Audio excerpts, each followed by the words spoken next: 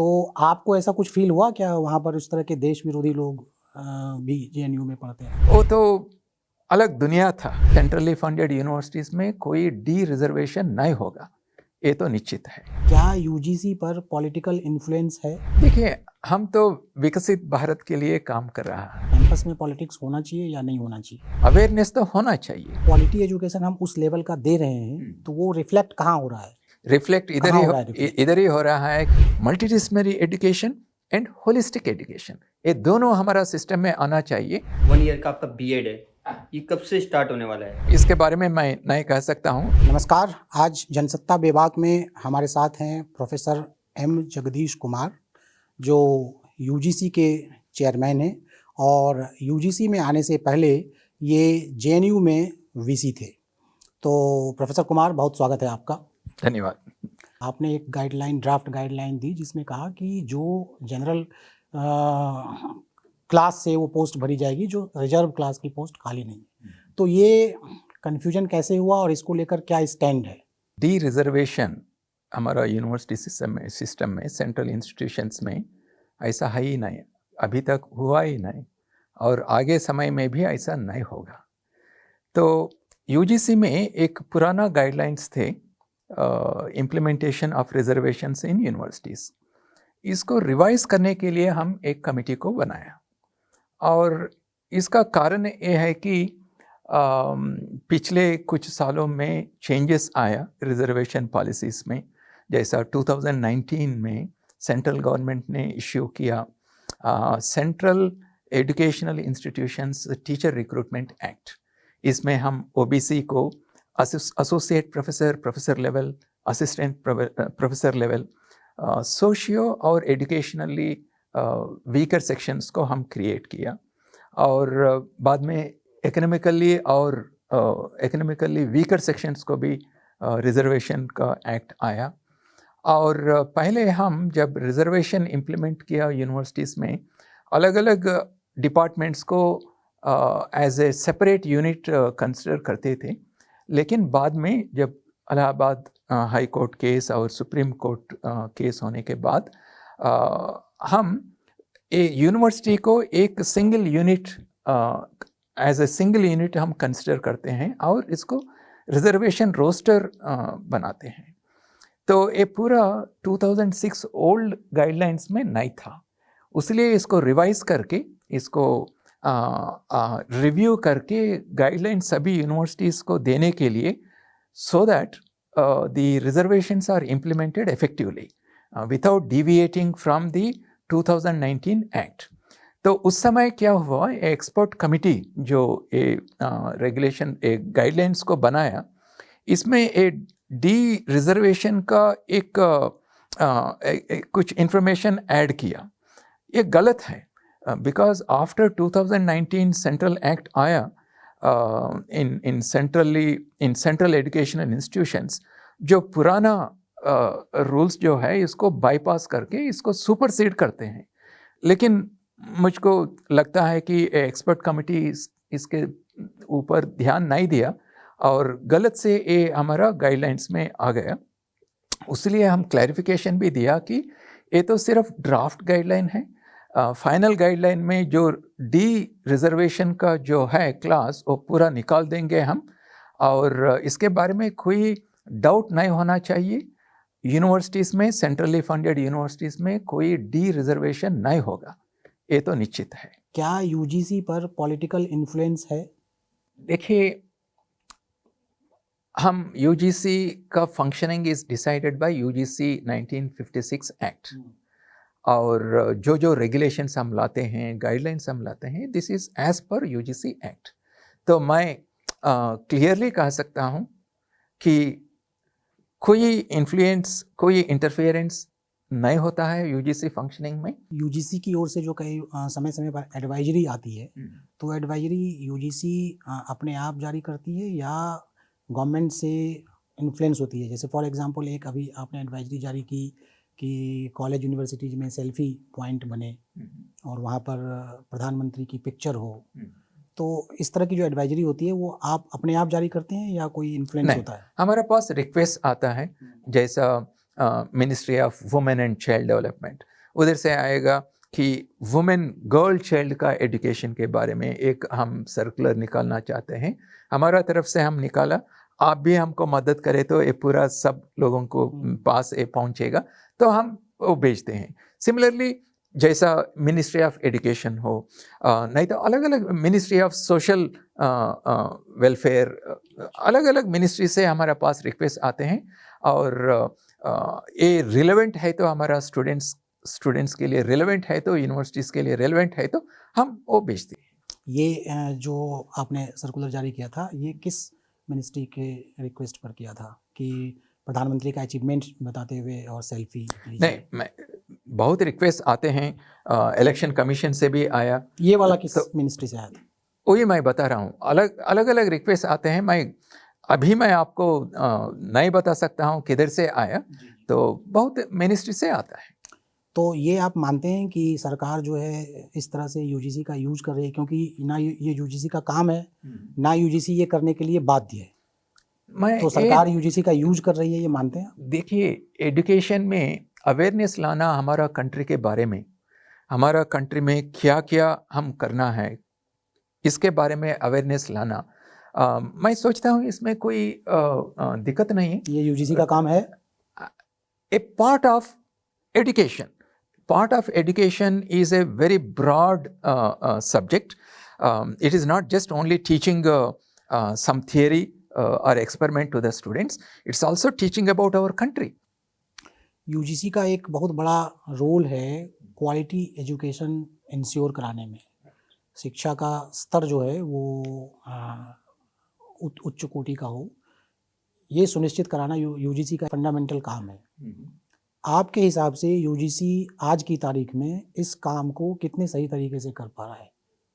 मतलब जो एजुकेशन की क्वालिटी है आज, उससे आप कितने संतुष्ट हैं?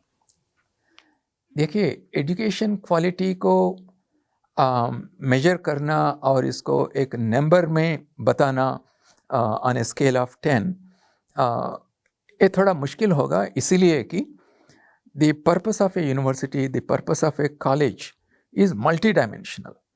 जैसा कुछ यूनिवर्सिटीज़ ने हम ट्राइबल एरियाज़ में इस्टेब्लिश किया, हम ये नहीं कह सकते हैं कि ए ट्राइबल एरिया में जो यूनिवर्सिटी को हम इस्टेब्लिश किया, ये इसका ऑब्जेक्टिव है कि जो लोकल एरिया से स्टूडेंट्स आएंगे, वो स्टूडेंट्स को अच्छी क्वालिटी एजुकेशन देके इनको स्किलफुल और नॉलेजेबल करने के लिए इसका ऑब्जेक्टिव है। कुछ इंस्टीट्यूशंस जैसा IITs है, उधर ऑब्जेक्टिव अलग होता है, ये मोर टेक्नोलॉजी फोकस्ड है और कटिंग एज रिसर्च करने के लिए इनका फोकस होता है। तो अलग अलग इंस्टीट्यूशंस का ऑब्जेक्टिव्स अलग अलग होता है, इसीलिए हम हाई क्वालिटी एजुकेशन देने के लिए हमारा देश में national assessment and accreditation council को एस्टैब्लिश किया। ये यूजीसी का इंस्टीट्यूशन है, और NBA भी है, नेशनल बोर्ड ऑफ एक्रेडिटेशन। ये दोनों का ऑब्जेक्टिव यही है कि by measuring different parameters in the institution, establish A benchmark so that the institution gives good quality education. इतना मैं कह सकता हूँ कि बिकॉज ऑफ द डाइवर्सिटी हम अलग अलग इंस्टीट्यूशंस को अलग अलग स्केल से मेजर करना है in terms of the quality. इसलिए हम NAAC में डिफरेंट कैटेगरीज ऑफ यूनिवर्सिटीज़ को हम आइडेंटिफाई किया, जैसा लॉ यूनिवर्सिटीज़ हैं और संस्कृत यूनिवर्सिटीज़ हैं, स्पोर्ट्स यूनिवर्सिटीज़ हैं, जैसा यूनिवर्सिटीज़ रूरल एरियाज़ में है। कुछ यूनिवर्सिटीज़ बहुत छोटा होता है, इसमें स्टूडेंट्स का संख्या बहुत कम होता है। तो by considering all these diversities, we give grading, NAAC grading. We give, C, C+, B, B+, A+, A++, and so on. Different kind of gradings.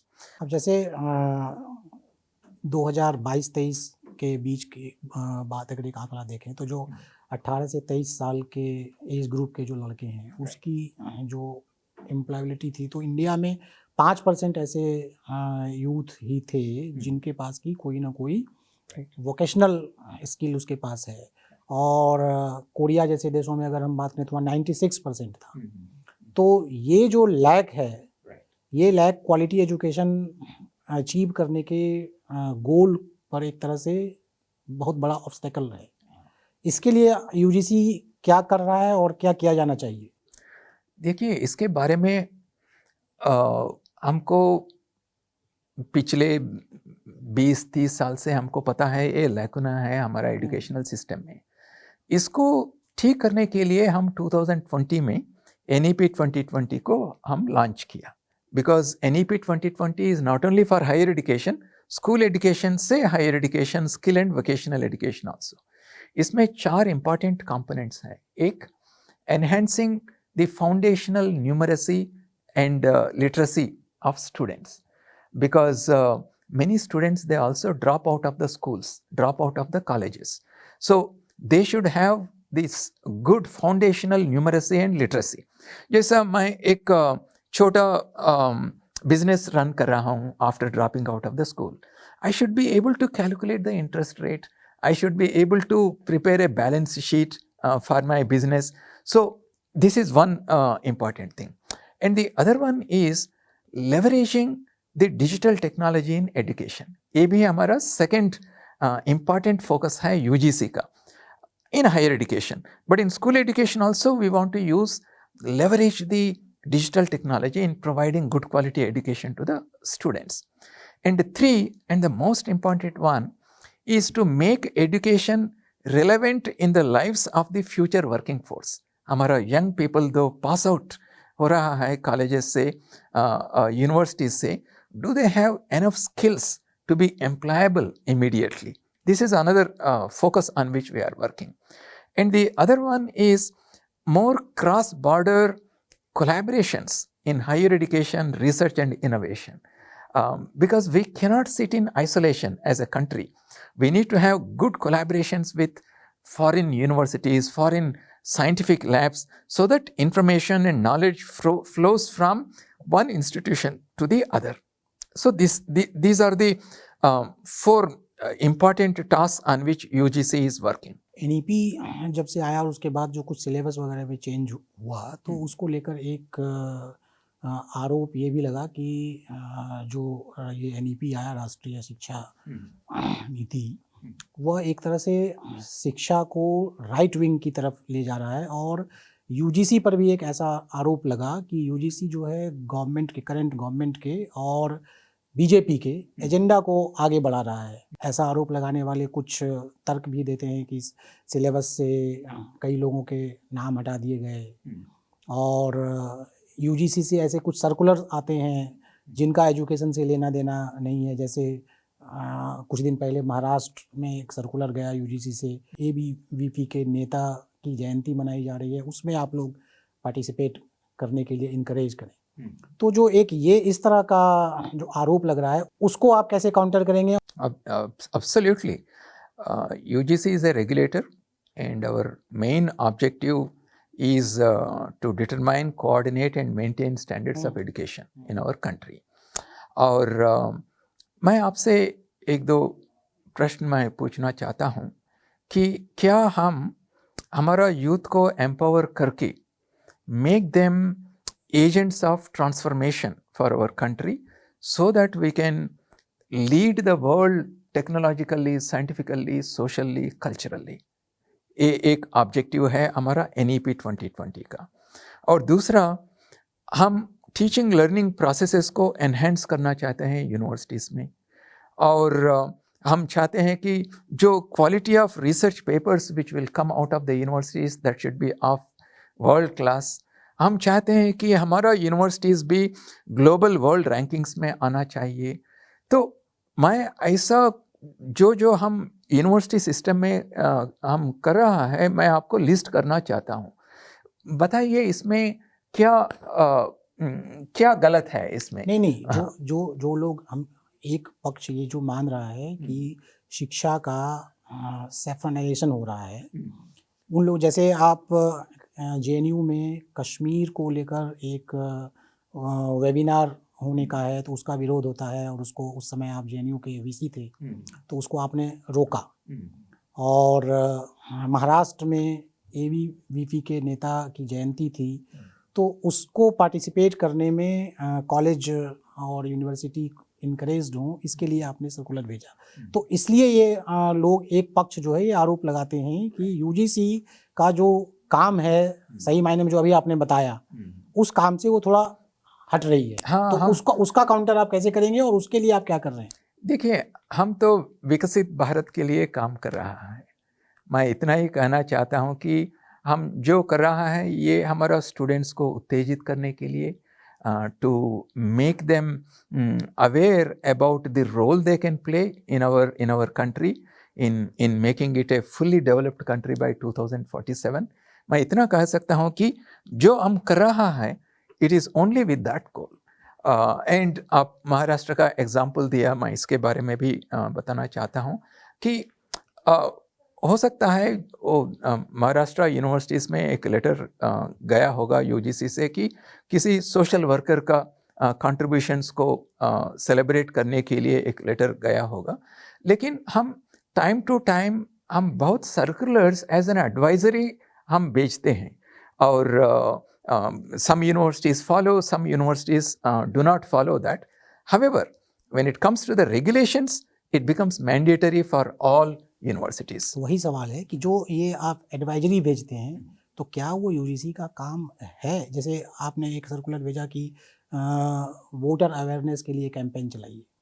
मैं इसको फुल्ली सपोर्ट करता हूँ। हाँ। कि देखिए, अब पूरा दुनिया में देखें तो ये वोटिंग परसेंटेज कम हो रहे हैं, लेकिन हमारा देश में इतना यूथ है, ये हमारा रिस्पॉन्सिबिलिटी होता है as an education body to bring awareness among our young voters to come forward and decide what kind of people should govern our country.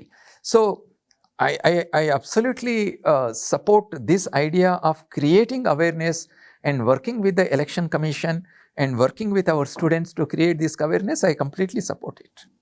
अच्छा, कैंपस में पॉलिटिक्स को लेकर आपकी क्या राय है? कैंपस में पॉलिटिक्स होना चाहिए या नहीं होना चाहिए? देखिए, हम ऐसा बाइनरी में नहीं कह सकते हैं होना चाहिए नहीं होना चाहिए। मैं ये कह सकता हूँ कि हमारा यंग स्टूडेंट्स पॉलिटिकली अवेयर होना चाहिए, अवेयरनेस तो होना चाहिए। नाउ जब हम पॉलिटिकल अवेयरनेस हमारा मन में आएगा, हमको ओपिनियंस रहेगा, और मेरा ओपिनियन आपका ओपिनियन से डिफरेंट हो सकता है, and it is a healthy thing to happen. Diverse opinions, diverse political opinions coexisting on a campus is a healthy system. So to that extent I say that our students should be politically aware. लेकिन जब मैं politically aware होता हूँ, my ideas, my opinions, it should not affect the functioning of the university. Because what is the objective of the university?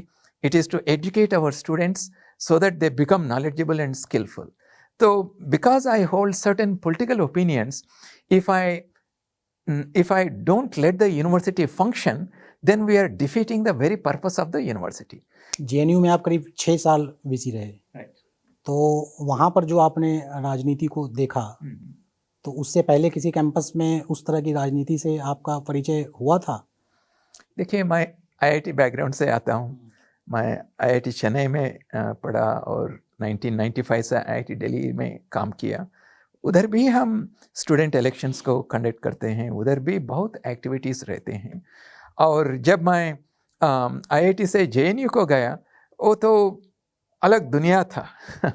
JNU is a completely different outstanding university. और उधर जाने के बाद मुझको पता चला कि there are outstanding faculty members there, and there are highly committed students who get admitted in JNU. और ये 6 साल जब मैं उधर काम किया, मुझको एक क्लियर अंडरस्टैंडिंग आया कि majority of the students and faculty, they want to work towards the growth of the university, to make it one of the best universities. It is already one of the best in the country, but one of the best in the world, among the top ranked universities. And I have worked very closely with these faculty members and these students. And I have very clearly, publicly also, I have stated that that small percentage of students and faculty members who may have a different opinion, they should work together and make sure that the objectives for which JNU was established, they are not hurt. That is how I functioned in JNU. तो वहाँ जो राजनीति थी उसको लेकर आपका क्या अनुभव था? मतलब आपने क्या महसूस किया कि ये जो राजनीति है ये इसको किस तरह से यहाँ पर चलने देना है या नहीं चलने देना है? जैसे आपने कुछ चीज़ों पर लगाम लगाने की भी कोशिश की और कुछ चीज़ों को बढ़ावा देने की भी कोशिश की, तो इसके पीछे क्या आपकी सोच क्या थी?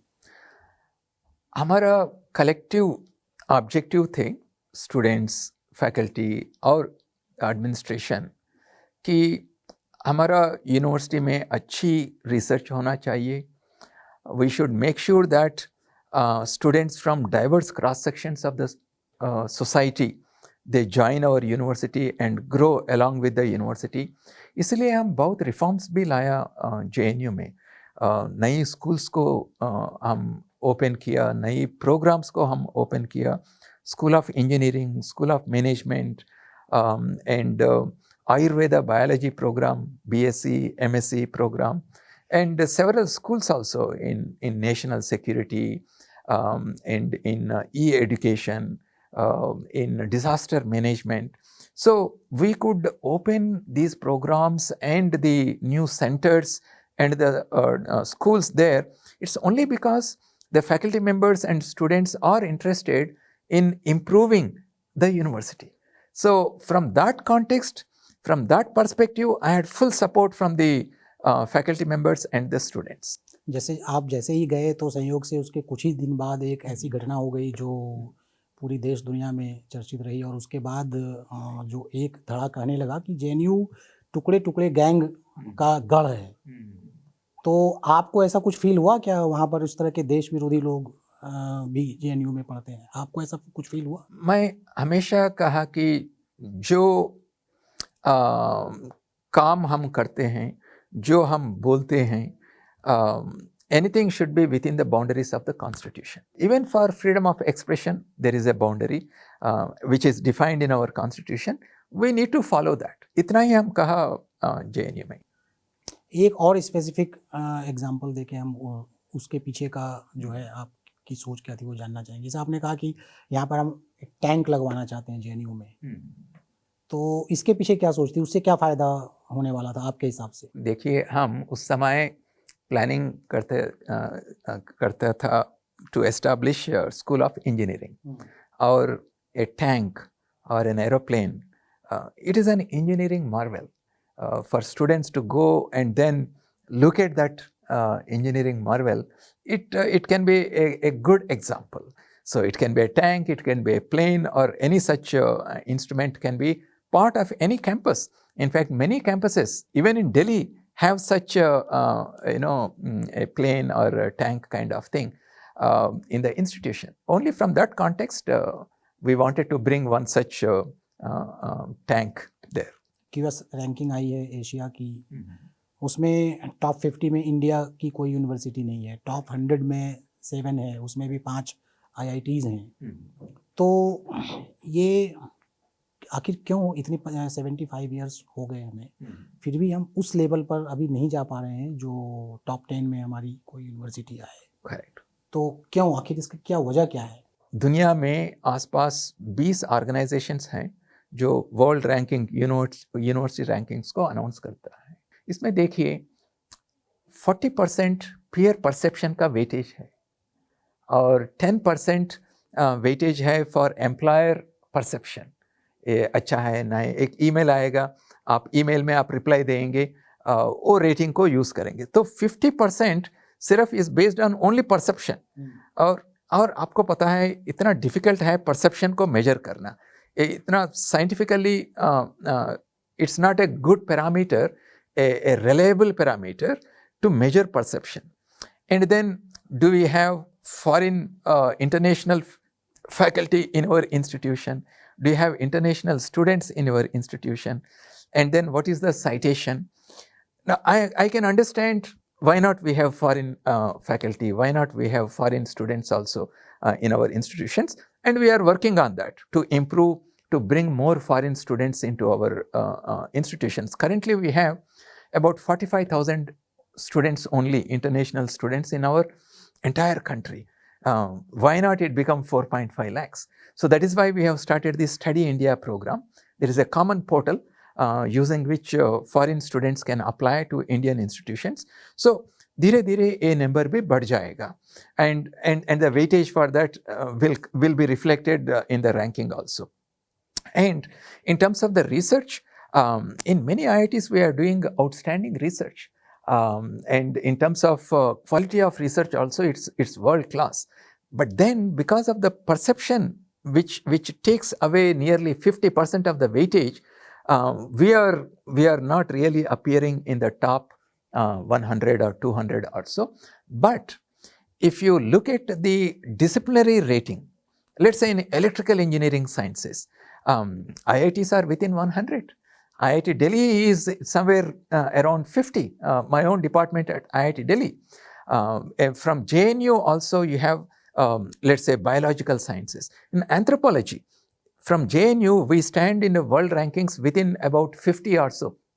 Right? But when you measure as a university, we don't find in the top 200 or so, 300 or so, because of the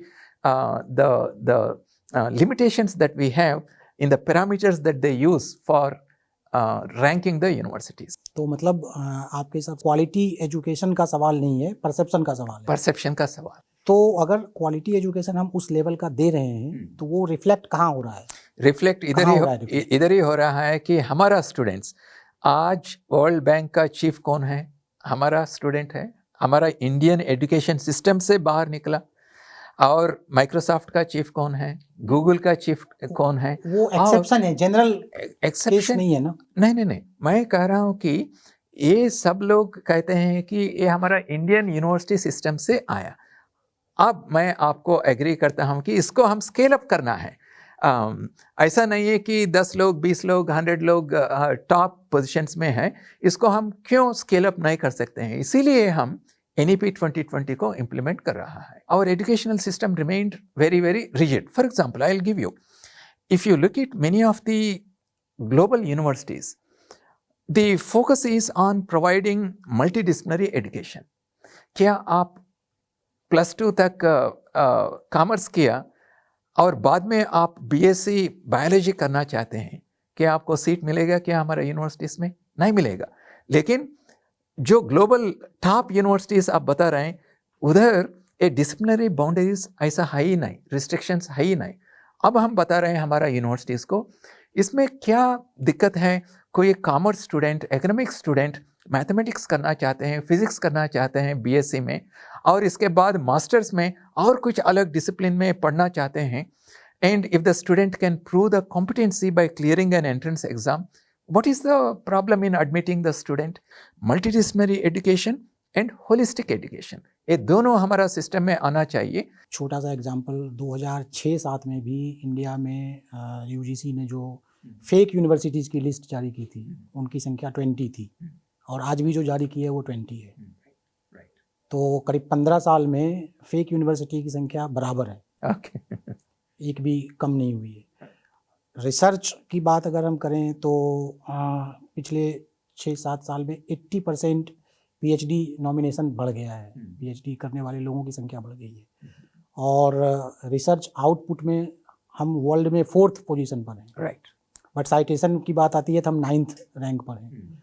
तो कुछ लोग, कई एजुकेशनिस्ट ये भी मानते हैं कि शिक्षा में पॉलिटिक्स इन्वॉल्व हो गया है। क्या ये आप मानते हैं कि ये एक प्रॉब्लम है और इसको एड्रेस करने की ज़रूरत है? बिल्कुल प्रॉब्लम है। हमारा स्टूडेंट्स को लर्निंग आउटकम्स का education, it is not based on learning outcomes, and we don't provide experiential learning. उसलिए स्कूल एजुकेशन को भी हम रिफॉर्म्स ला रहा है, जैसा 5+3+3+4, और इसमें हम स्टूडेंट्स को मल्टीडिसिप्लिनरी अपॉर्चुनिटी भी देंगे स्टूडेंट्स। फेक यूनिवर्सिटी पे आप लोग रोक क्यों नहीं लगा पा रहे हैं? मतलब 15 साल से वो संख्या 20 की 20 ही है, क्यों? देखिए, हमारा रेगुलर यूनिवर्सिटी का संख्या तो इंक्रीजिंग हो रहा है, अब तो 1100 हैं। हाँ हाँ तो फेक यूनिवर्सिटीज़ आप कह रहे हैं ऐसी रहा, बीसी रहा, इसमें नंबर नहीं बढ़ रहे हैं, ये अच्छी बात है। और दूसरा देखिए, ये फेक यूनिवर्सिटीज़ जो हैं, ये यूनिवर्सिटी वर्ड भी गलत है, because they are not recognised by UGC. नहीं, तो आप ही लोग तो जो यूजीसी लिस्ट जो जारी करती है उसमें लिखती है उसीलिए हम कहते हैं कि वो कहते हैं हम एक इंस्टीट्यूशन है, हम डिग्रीज देते हैं, उसीलिए स्टूडेंट्स को बताने के लिए हम इसको फेक यूनिवर्सिटीज़ कहते हैं कि ये कुछ प्राइवेट ऑर्गेनाइजेशंस हैं और डिग्रीज देने के लिए कोशिश करते हैं। जब भी हमारा पास इंफॉर्मेशन आते हैं, हम इमीडिएटली वो यूनिवर्सिटीज़ को, वो इंस्टीट्यूशंस को लिख के बंद करने के लिए हम कोशिश करते हैं, नहीं तो हम स्टेट गवर्नमेंट को भी इन्फॉर्म करते हैं इसको बंद करने के लिए। तो हर एक साल कुछ यूनिवर्सिटीज़ को हम बंद करते हैं और किसी जगह पे और कोई दूसरा यूनिवर्सिटीज़ आते हैं। तो ये तो ऑनगोइंग प्रोसेस है।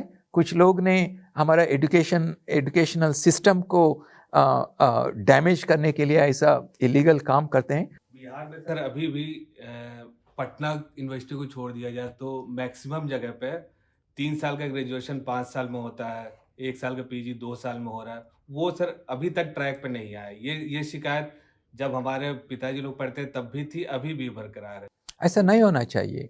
इससे हमारा स्टूडेंट्स को बहुत दिक्कत होता है। इसलिए हम फ्रीक्वेंटली लिखते हैं चीफ सेक्रेटरी को और गवर्नर को, वाइस चांसलर्स को हम लिखते हैं कि you have to follow the academic calendar.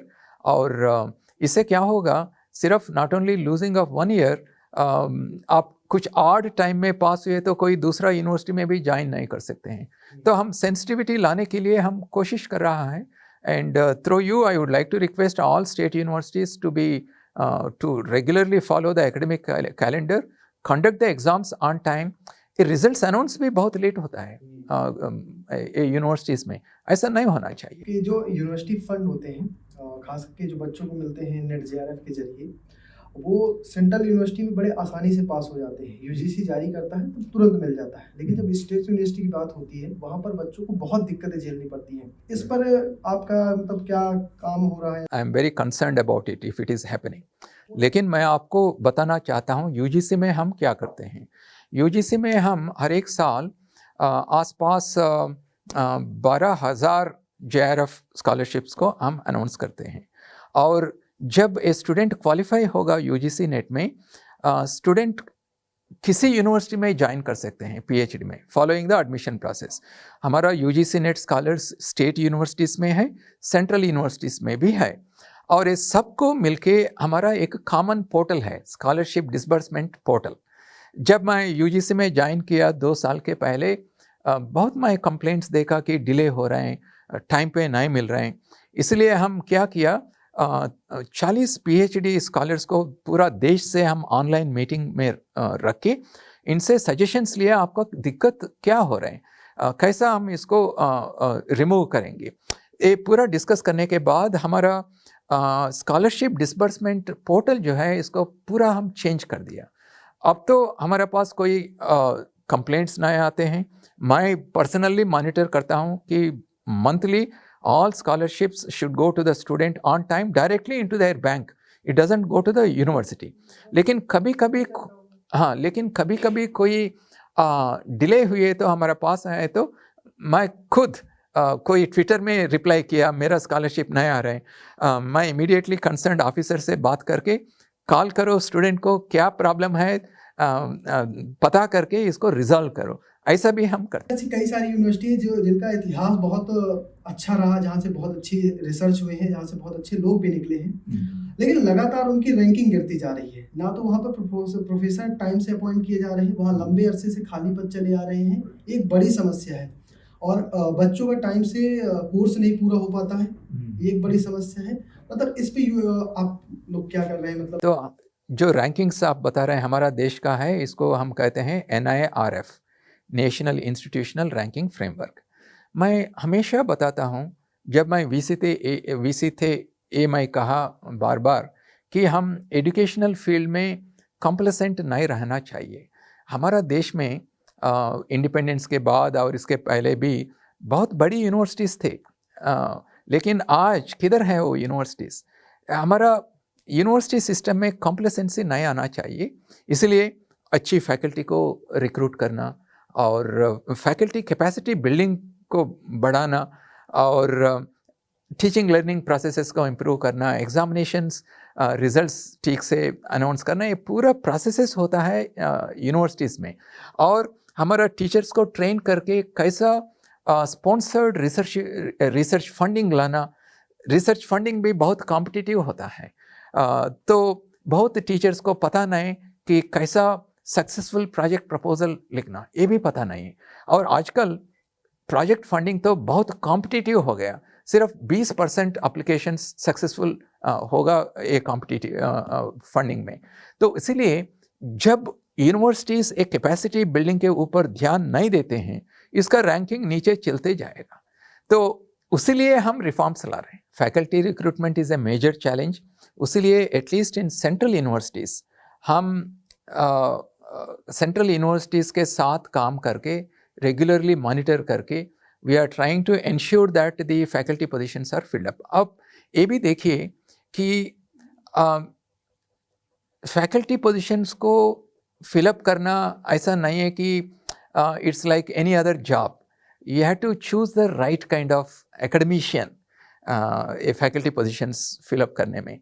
तो इसीलिए कुछ बार ऐसा भी हो सकता है कि किसी सूटेबल कैंडिडेट नहीं मिला, दोबारा एडवर्टाइजमेंट करना पड़ा, तो और 6 महीने चले जाएगा। तो ये मल्टीपल साइकिल्स हो रहा है। देखिए IITs में भी अभी कितना वैकेंसीज है पता है? सभी IITs को कंसिडर करके नियरली 30% वैकेंसीज हैं। ऐसा नहीं है कि एप्लीकेंट्स नहीं है, एप्लीकेंट्स आ रहा है, लेकिन इससे अच्छे एप्लीकेंट्स को हम चूज़ करना है so that they don't become a liability later when you don't choose good candidates. तो इसलिए फैकल्टी रिक्रूटमेंट बहुत कॉम्प्लेक्स प्रोसेस है और हम कोशिश करते रहेंगे इसको फिलअप करने के लिए। आपने बोला कि रिक्रूटमेंट नहीं हो रहा है बिकॉज सूटेबल कैंडिडेट्स नहीं मिल रहे, but doesn't that also reflect Indian education system? क्योंकि वो जो टीचर्स हैं, जितने भी कैंडिडेट्स आ रहे हैं, वो इसी एजुकेशन सिस्टम से आ रहे हैं। एक ग्लोबल प्रॉब्लम है, अच्छी फैकल्टी को ढूंढना एक ग्लोबल चैलेंज है और हमारा देश में भी सिमिलर चैलेंज है। ऐसा नहीं है कि कैंडिडेट्स नहीं हैं, अब क्या हो रहा है, अपॉर्चुनिटीज़ बढ़ रहे हैं। जो IIT में पास हो गया वो इंडस्ट्री में जाना चाहते हैं, नहीं तो कुछ कंसल्टेंट बनना चाहते हैं। फैकल्टी जैसा आने के लिए कम लोग हैं, इसीलिए कि अपॉर्चुनिटीज़ बढ़ रहा है। तो it is a challenge. Last year हमारी बात हुई थी that AMU, Jamia, there are certain universities, central universities, जिन्होंने अभी तक CUET कंप्लीटली अडॉप्ट नहीं किया था just for certain specific subjects. What is the update on that? Because it has been now said that CUET is not mandatory for central universities. देखिए CUET PG को हम as an option हम दे दिया, जो join करना चाहते हैं वो ज्वाइन करेंगे, और CUET UG हम मैंडेटरी कर दिया। और जामिया AMU पिछले साल ने आसपास 20 प्रोग्राम्स को ऐड किया लास्ट ईयर, और ये भी कमिटमेंट दिया दोनों यूनिवर्सिटी ने कि सभी प्रोग्राम्स को हम CUET UG में लाएंगे। अभी वो प्रक्रिया शुरू नहीं हुआ, शुरू होगा, हम बातचीत में हैं वो यूनिवर्सिटीज़ से भी। 22 जनवरी 2023 में ट्वीट एक्स किया है कि UGC नेट का सिलेबस चेंज होने वाला था, तो इस पर एक्सपर्ट कमेटी बनने वाली थी। ये प्रोसेस कहाँ तक पहुँचा है? देखिए ये तो UGC नेट का सिलेबस रिवाइज करने के लिए, रिव्यू करने के लिए हम कमेटी तो बनाया, लेकिन ये प्रक्रिया ख़त्म होके जब हम इम्प्लीमेंट करेंगे, ये तो 2 साल का प्रक्रिया है, इमीडिएटली जुलाई में, दिसंबर में नहीं आ रहे। इतना मैं भरोसा मैं स्टूडेंट्स को देना चाहता हूँ। और दूसरा, ये क्यों कर रहे हैं, बहुत सालों से UGC नेट का सिलेबस को हम रिवाइज नहीं किया, और अब तो मॉडर्न कॉन्सेप्ट्स आ रहा है, यूनिवर्सिटीज़ में भी सिलेबस चेंज हो रहा है, इसलिए to keep in pace with the changes that are happening, हम UGC नेट सिलेबस को हर एक 82 सब्जेक्ट्स का इसको हम रिव्यू करके चेंजेस करेंगे। UG has been made mandatory in all the universities.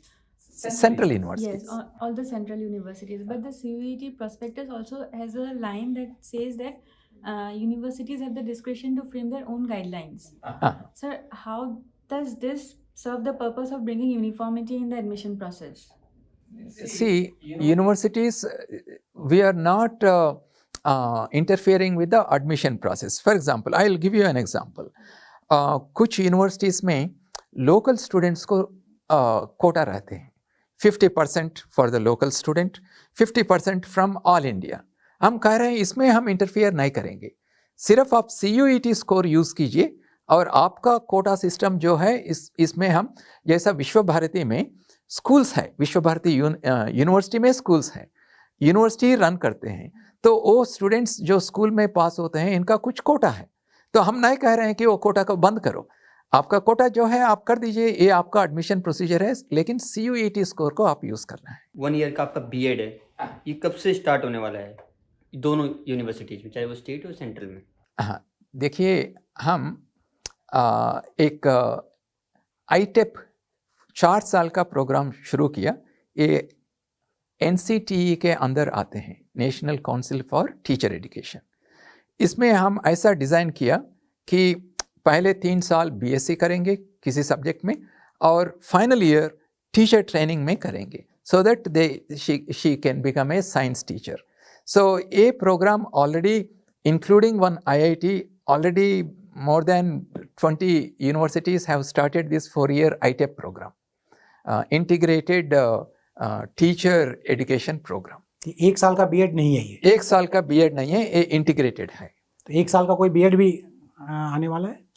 ओ, इसके बारे में मैं नहीं कह सकता हूँ, NCTE का डोमेन है. थैंक यू प्रोफेसर कुमार, बहुत बहुत धन्यवाद आपका. Many thanks for giving me this opportunity to talk to your viewers.